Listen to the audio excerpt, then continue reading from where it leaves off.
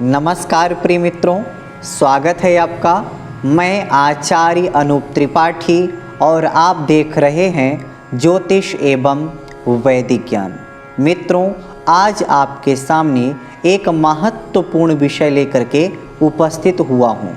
पिछले वीडियो में मैंने आपके सामने राहु काल के बारे में चर्चा की थी। राहु काल कैसे देखा जाता है और अपने हाथों से ही गणना करके कैसे हम चटपट राहु काल का समय निकाल सकते हैं, इस बारे में हमने बताया था। किसी भी प्रकार का कोई भी मुहूर्त देखने के लिए प्रायः 2, 3, 4, 5 बातें बहुत महत्वपूर्ण हैं। पहला उनमें से राहु काल था। आज एक और काल के बारे में गणना करने वाले हैं। हम आपको बता दें कि जिसके बारे में आज गणना करने वाले हैं, ना कि सिर्फ ये मुहूर्त के समय देखा जाता है, बल्कि हमारी पत्रिका में भी ये महत्वपूर्ण भूमिका निभाता है।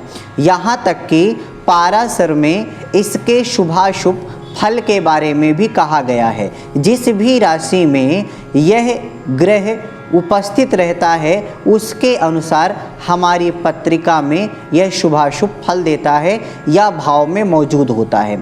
तो इसलिए आज इसी महत्वपूर्ण बिंदु के ऊपर हम चर्चा करने वाले हैं, जिसका नाम है गुलिक काल। जी हाँ, आज बात करने वाले हैं गुलिक काल के ऊपर। जैसा कि पिछले वीडियो में हमने बताया था कि दिन भर में प्रमुख 8 ग्रहों का प्रतिनिधित्व रहता है और ऐसे ही रात में भी। लेकिन आज दिन के बारे में बात करेंगे तो हम आपको बता दें कि सूर्य, चंद्र, मंगल, बुध, गुरु, शुक्र, शनि और राहु, इन 8 ग्रहों का प्रतिनिधित्व दिन के 12 घंटे के अंदर अंदर रहता है। मतलब जब तक दिन रहेगा तब तक इनका प्रतिनिधित्व रहेगा। तो हम आपको बता दें कि उन 8 ग्रहों में से जिसका भी प्रतिनिधित्व होता है समय में, उनके अलग अलग नाम होते हैं। उनमें से शनि का 12 घंटे में जिस भी समय प्रतिनिधित्व होता है, उसी का नाम गुलिक काल होता है। गुलिक काल विशेष रूप से बुरा नहीं माना जाता है,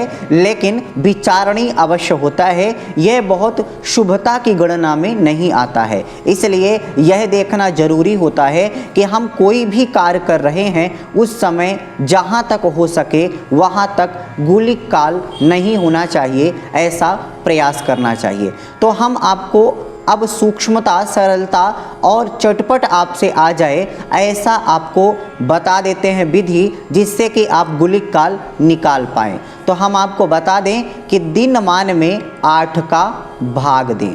जो भी सूर्य उदय से सूर्य अस्त का मान होता है, जितने भी घंटे दिन रहता है, उसी को दिनमान कहा जाता है। अब उसमें आपको 8 का भाग दे देना है। 8 का भाग देने से जिस भी दिन आप गुलिक काल निकालना चाहते हैं,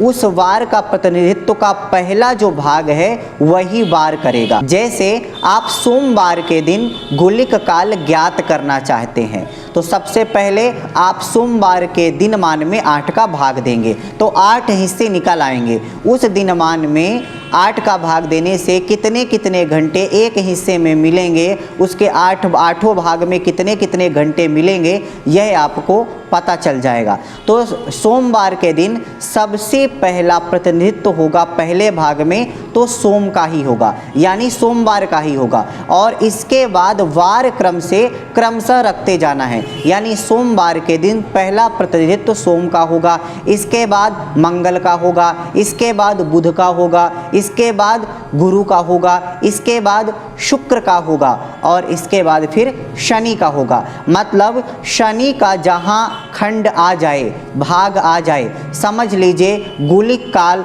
वहीं से शुरू हो गया है। और जब तक शनि का भाग चले, समझ लीजिए कि गुलिक काल तब तक ही है। तो इस प्रकार से आपको गुलिक काल बड़ी ही सरलता से समझ लेना है। गुलिक काल ज्ञात करने की बस यही विधि है। इसमें सिर्फ आपको ध्यान यही रखना है कि जो भी बार हो गणना उसी बार से करनी है, उसके प्रथम भाग से, और फिर वार क्रम से गणना करते चले जाना है। जो 8वां भाग होता है उसका कोई भी मालिक नहीं होता है। तो इस प्रकार से गुलिक काल निकाला जाता है। रात की विधि थोड़ा सा अलग है, वो हम आपको अलग वीडियो में बता देंगे। रात का गुलिक काल ज्ञात करने के लिए थोड़ा सा विधि अंतर जरूर आता है, तो वो हम आप कमेंट के द्वारा हमें अगर आप बोलेंगे तो हम जरूर इस पर एक अलग वीडियो बना करके आपको बता देंगे कि रात के समय का गुलिक काल भला कैसे निकाला जाता है। तो इस प्रकार से हमने आपको गुलिक काल के बारे में बताया। अगर आप ये सब गणित नहीं कर पा रहे हैं या ये सब कुछ आपसे नहीं आ रहा है, तो हम आपको एक चार्ट, एक सारणी दे देते हैं, जिसके माध्यम से आप अलग अलग दिन में कितने बजे से कितने बजे के बीच में गुलिक काल रहेगा ये आप ज्ञात कर लेंगे। इसके बाद हम ये बताएंगे कि आपको कैसे पता चलेगा कि किस राशि में गुलिक काल है, यानी किस राशि में अगर आप लग्न कुंडली में गुलिक को बैठाएंगे तो कैसे आप बैठाएंगे कि यह किस राशि में बैठेगा यह भी बताएंगे। और आप दिन के द्वारा आप इस कैलकुलेशन से यह भी निकाल सकते हैं उस दिन की गुलिक काल किस राशि में था, मतलब आपके कुंडली में कहाँ बैठा है और आपको किस रूप में फल देगा। इसके लिए एक अलग वीडियो बनाएंगे कि कैसे गुलिक काल का शुभ अशुभ फल देखा जाता है। लेकिन आज हम आपको बताते हैं सारणी के अनुसार आपको कि किस दिन कितने बजे से कितने बजे के बीच में गुलिक काल रहता है। तो सरणी आपके सामने है, आप इसको नोट कर लें, रख लें अपने पास में। आप देख पाएंगे कि कैसे गुलिक काल कितने बजे से कितने बजे के बीच में किस दिन रहता है। तो सबसे पहले बात करते हैं रविवार की। तो रविवार को दोपहर के समय 3 बजे से 4:30 तक गुलिक काल रहेगा। इसके बाद सोमवार की बात करें तो दोपहर 1:30 से 3 बजे दोपहर तक गुलिक काल रहता है। इसके बाद बात करें मंगलवार की, तो मंगलवार के दिन 12 बजे दोपहर से 1:30 तक गुलिक काल रहता है। बुधवार के दिन 10:30 से 12 बजे तक गुलिक काल रहता है।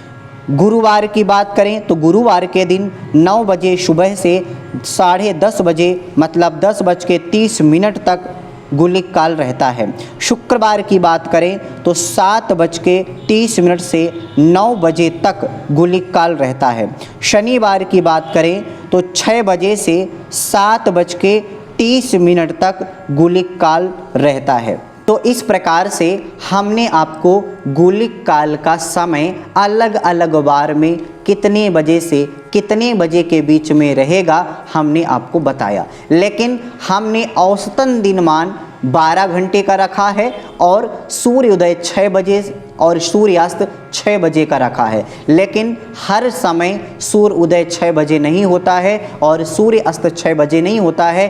तो आप यह देख लें कि जिस दिन आप गणना करने जा रहे हैं उस दिन सूर्य उदय सूर्य अस्त कितने बजे है, और जितना भी मिनट का अंतर आए उतने मिनट आप इसमें ऐड या घटा करके आप जोड़ घटा करके समय को ज्ञात कर सकते हैं। इसके अलावा जिस दिन गुलिक काल हमें ज्ञात करना है और गुलिक काल का जो भी समय रहेगा जितने बजे से जितने बजे के बीच में, और उस दिन उस समय पे जो भी लग्न उदय हो रही होगी उसी राशि में गुलिक काल का वो लग्न माना जाता है। गुलिक काल उसी राशि पर मौजूद रहेगा ऐसा माना जाता है। तो बड़ी सरल विधि है। आपको ये ज्ञात करना है कि जिस समय गुलिक काल का जो समय हमने बताया उस समय कौन सा लग्न उदय हो रहा है, कौन सी राशि उदय हो रही है, बस ये पता करना है। इससे आपको ये पता चल जाएगा कि गुलिक किस राशि में रहेगा। तो इस प्रकार से हमने आपको गुलिक के बारे में बताया। गुलिक काल शनि का ही एक भाग है। शनि के द्वारा ही गुलिक काल देखा जाता है, यह भी हमने आपको बताया। तो चलिए अभी के लिए बस इतना ही, आगे फिर उपस्थित होंगे आपके सामने एक नई जानकारी के साथ। तब तक के लिए नमस्कार।